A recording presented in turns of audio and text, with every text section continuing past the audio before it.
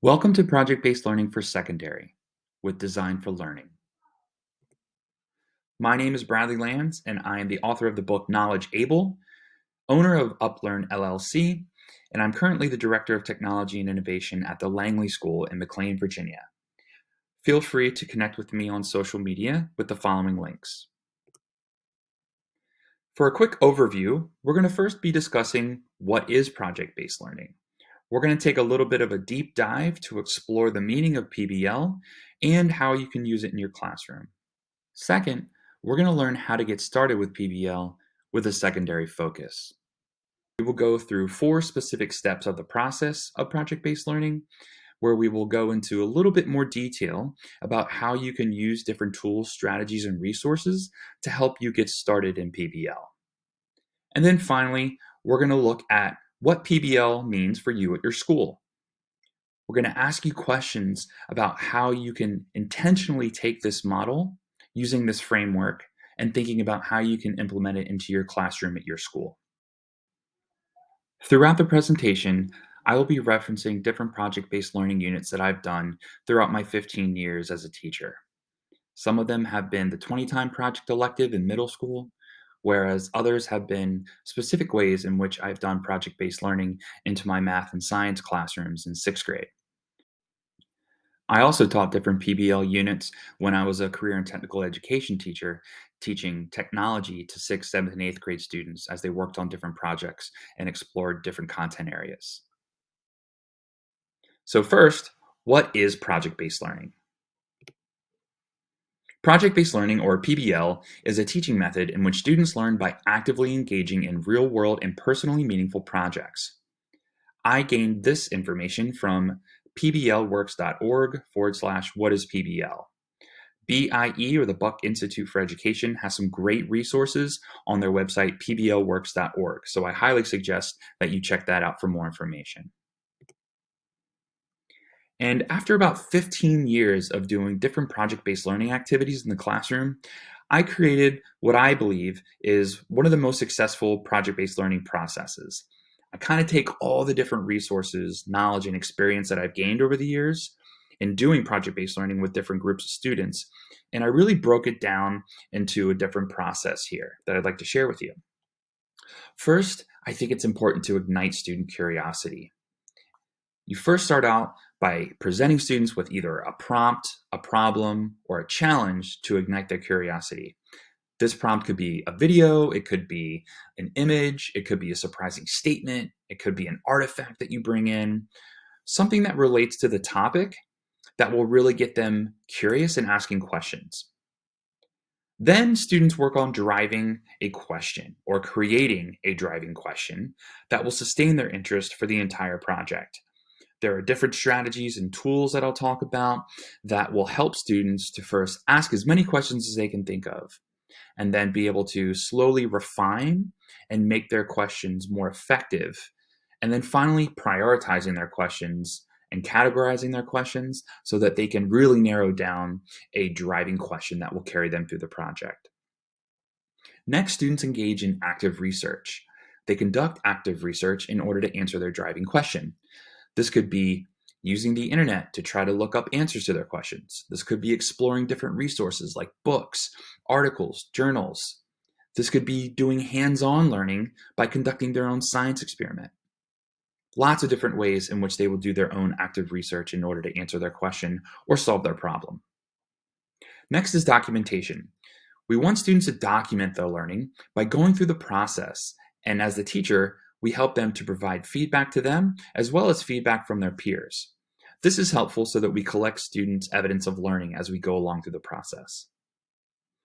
Then students create a product. This product will help to demonstrate their learning and understanding at the end of the project-based learning unit. And so this product can be lots of different things. It could be digital, it could be physical.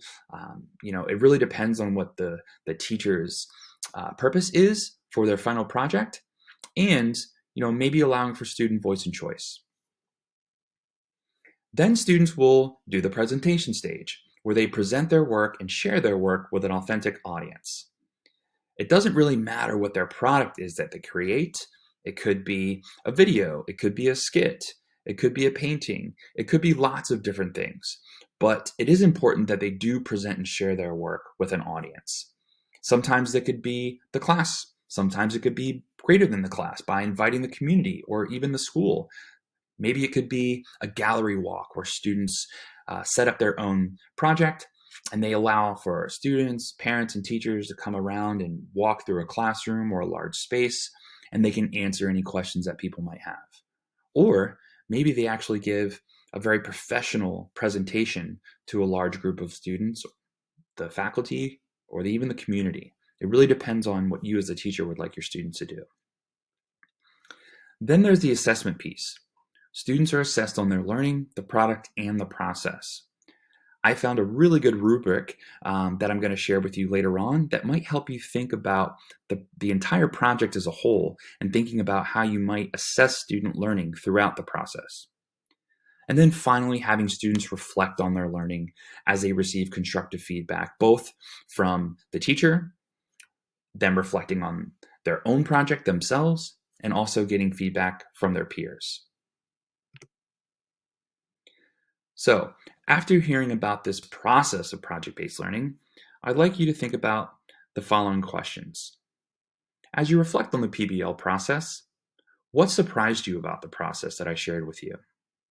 Is there anything that you learned or something that you maybe didn't consider before looking at that process? 2, in what area or areas might you need more support? By looking at that process, what are some areas that you think you would like to explore more? What are some areas that you think you might need to leverage more resources or people to help you be successful? And then finally, 3, what questions do you have about the process that I shared with you? What do you want to learn more about? Take some time to reflect on these questions before moving on to the next section.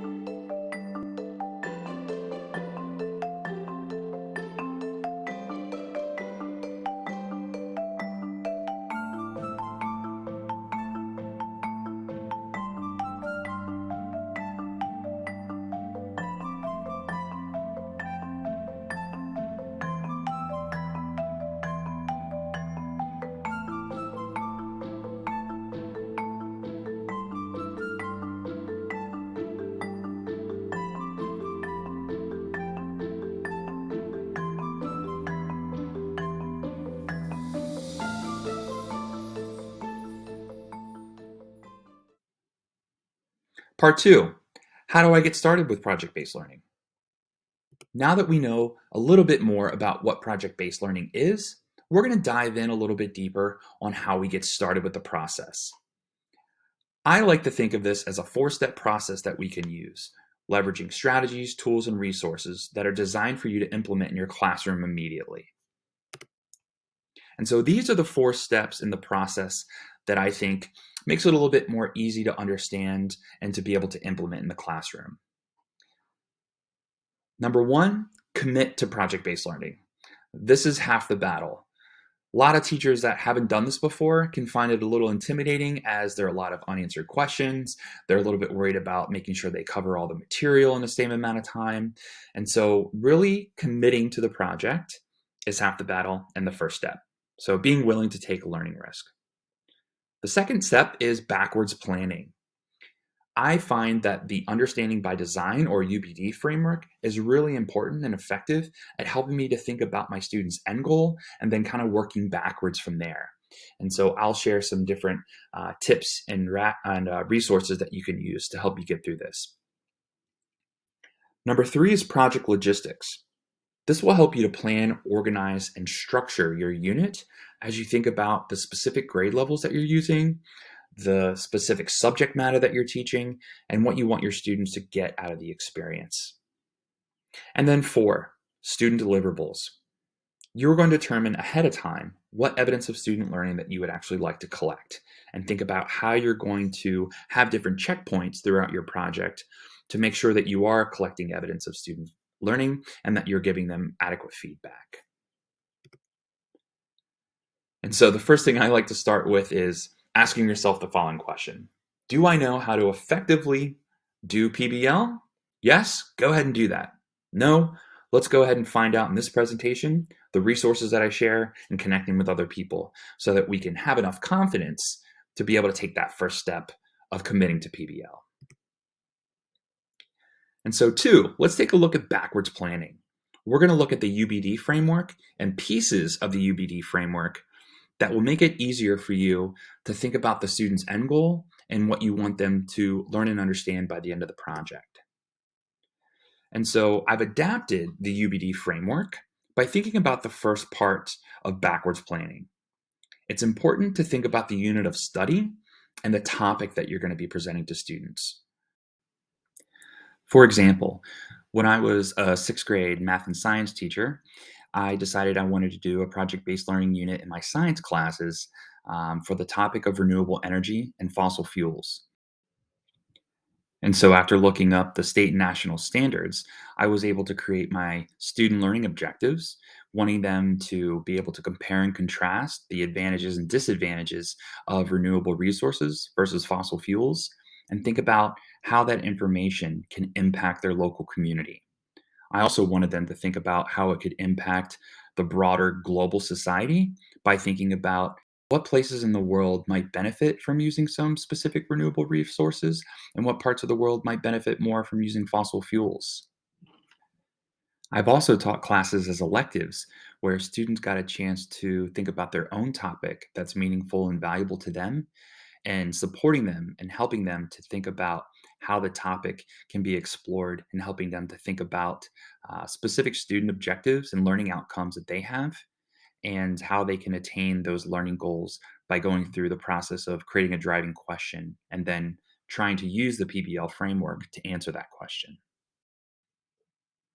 Three, project logistics. Plan, organize, and structure.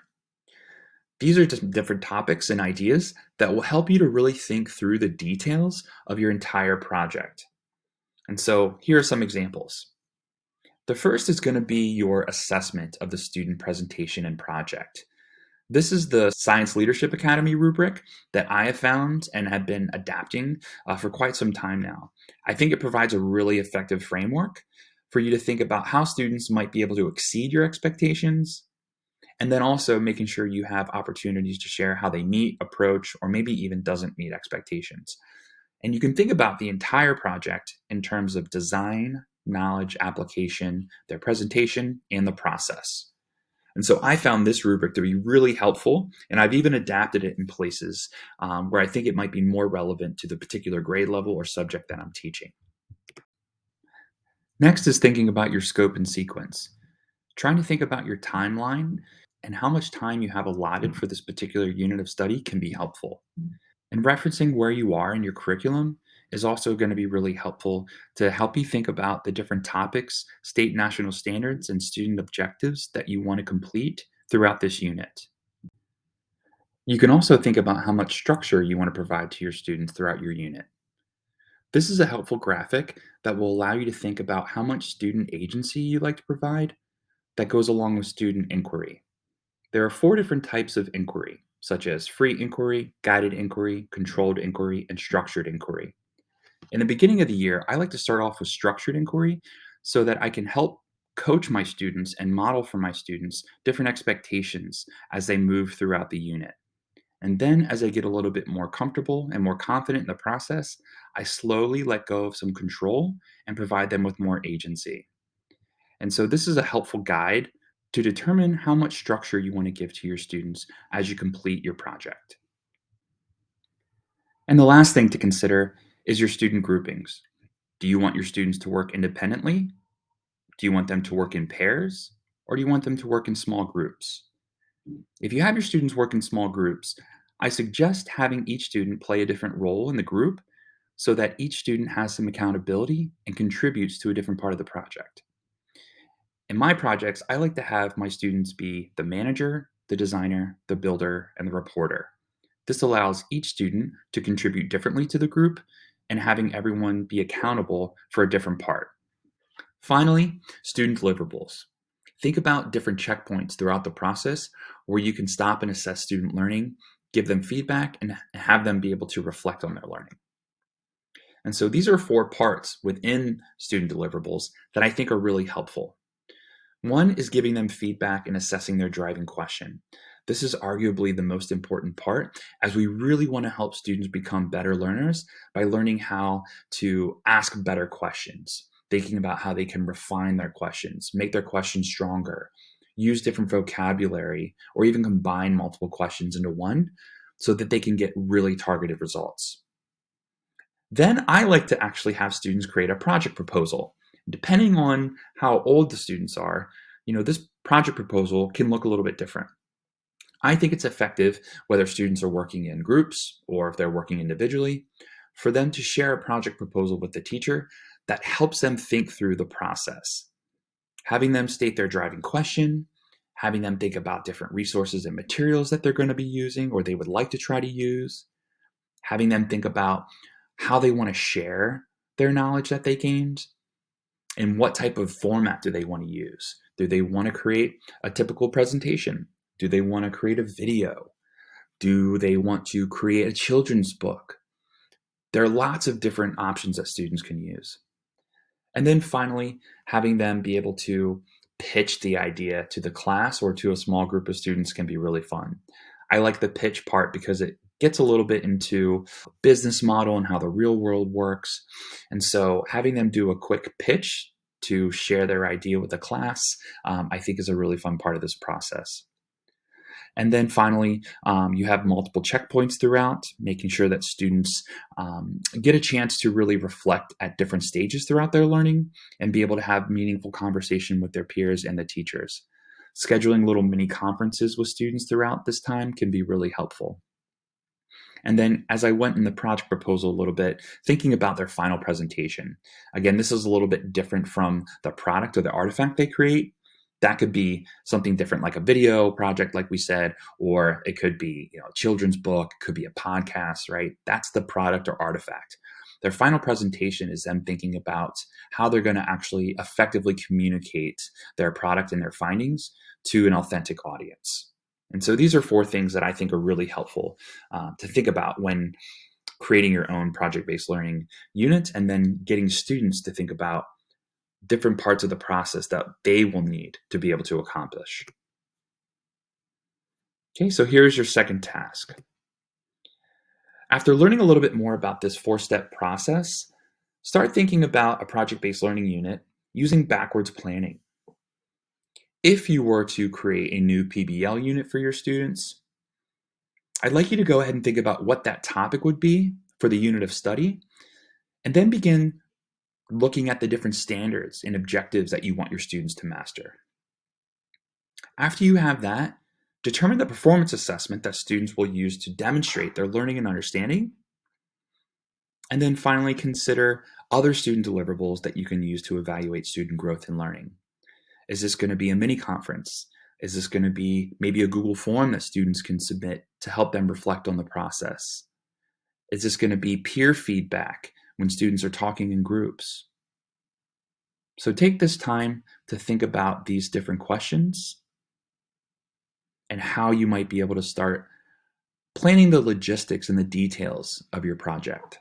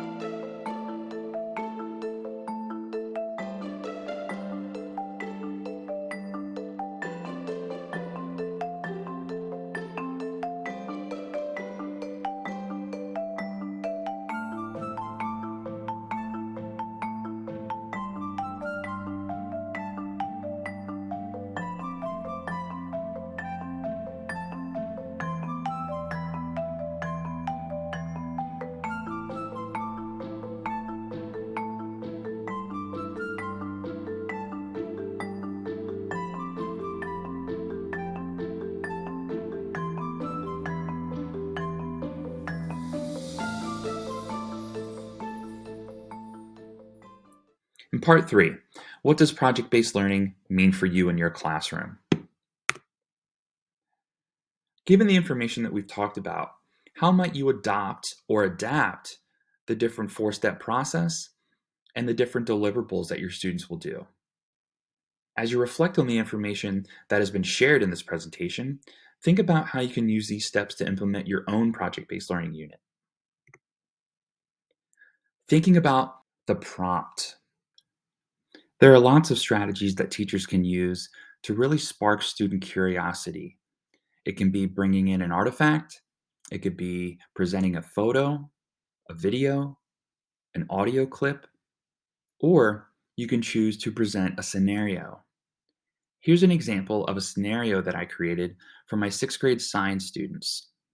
This was a scenario that was a letter written from city council members about a particular problem regarding their energy usage, and they posed a challenge for students to think about our current use and whether renewable energy or fossil fuels might be better moving forward in the future. What materials and resources and consumables or instruments will you allow your students to use for this project? Will it be open-ended? Will you provide some constraints that might even be relevant to the topic? Think about what materials and resources you have in your classroom and what other resources students might need that you might be able to provide for them. Will they be allowed to bring in things from the outside, or will it be confined to the materials that are in the classroom? Think about the digital learning tools that you'll be able to use and think about which ones your students might want to leverage for their project.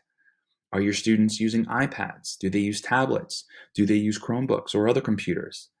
Think about the tools that are available at your school and think about some of the different tools that your students have already used so far and that they are familiar with so that they can begin using those different applications to apply to their project.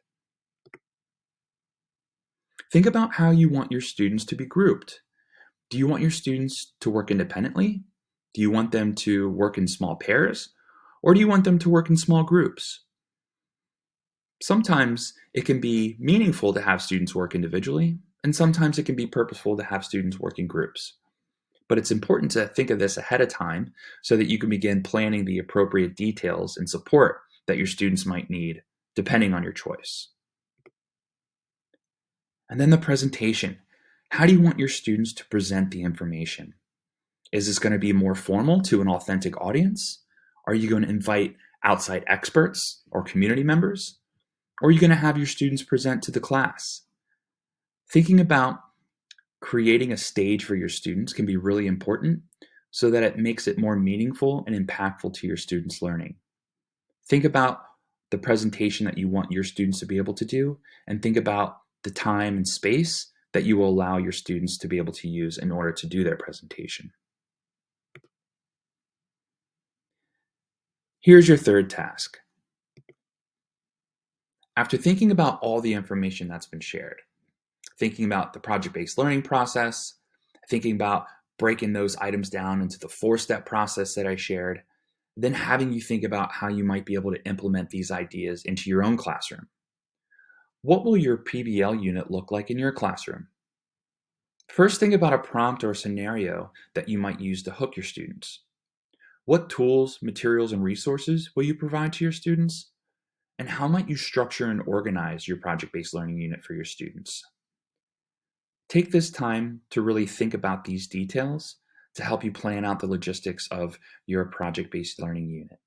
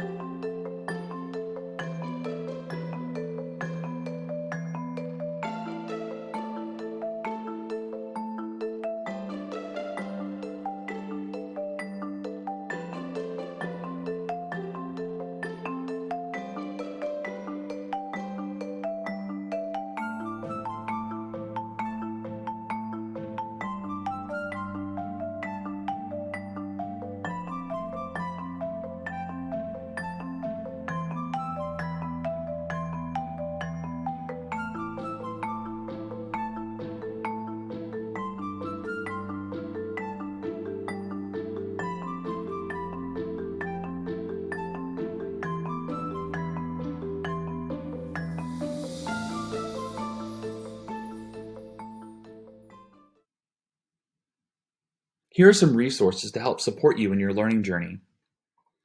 There are different blog posts that have been provided by Design for Learning that I've helped to write and create. And there are also a couple other resources that I think are helpful to support students in their research process, such as 8 questions to help students identify credible resources, and then thinking about how you can use technology in meaningful ways to help create a culture of academic integrity. I also encourage you to check out my book, Knowledge Able: Igniting a New Generation of Lifelong Learners. In this book, I share lots of different information, tips, and strategies that really unpack the concepts that are in this lesson. You'll learn a lot more about specific project-based learning activities and projects that I've done with my students. You'll also learn a little bit more about how to help students come up with a driving question. And you'll also learn a lot more support and resources for students at different age groups as they use inquiry and different technology tools to help them become better learners. Again, thank you very much. I appreciate your time here. Feel free to check out my resources that I posted, and also feel free to connect with me on social media. Thank you so much, and I hope you've learned a lot from this lesson today.